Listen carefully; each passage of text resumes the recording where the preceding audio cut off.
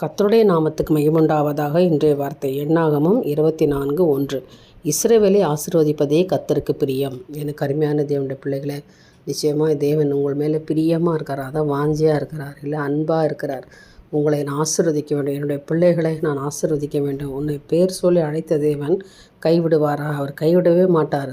சில வேளை நம்ம நெருக்கப்படும் போது, ஆசீர்வாதம் குறைவுப்படும் போது, நமக்கு ஆண்டவர் உதவி செய்யலையோ அப்படின்ற ஒரு எண்ணம் வரும் இல்லை. ஆனால் ஆண்டவர் சொல்கிற, இல்லை மகளே, நான் இமைப்பொழுது நான் உன்னை கைவிட்டேன், ஆனாலும் மிகுந்த இரக்கத்தினால் உன்னை சேர்த்துக்கொள்வேன். நான் உன்னை கைவிட்டது மிகுந்த இரக்கத்தினால் சேர்த்து கொள்வதற்கான என்பதை நீ மறந்து போகாதே. ஏனென்றால் உன்னை நான் ஆசீர்வதிக்கத்தான் பிரியமாக இருக்கிறேன். அருமையான தேவனுடைய ஜனமே, கர்த்தர் உங்களை பார்த்து சொல்கிறார், இன்றைய தினத்தில் நான் உன்னை ஆசீர்வதிக்க பிரியமாக இருக்கிறேன். உன்னை நான் மகிழ்ந்து களி கூறும்படியாக நான் விரும்புகிறேன். என்னிடத்தில் கடந்து வருவாயா? என்னை நீ நோக்கி பார்ப்பாயா? என்மேல் நீ அன்பு வைப்பாயா? என்னிடத்தில் உன் முழு இருதயத்தோடு என்னை நேசிப்பாயா என்று ஆண்டவர் கேட்குறார்.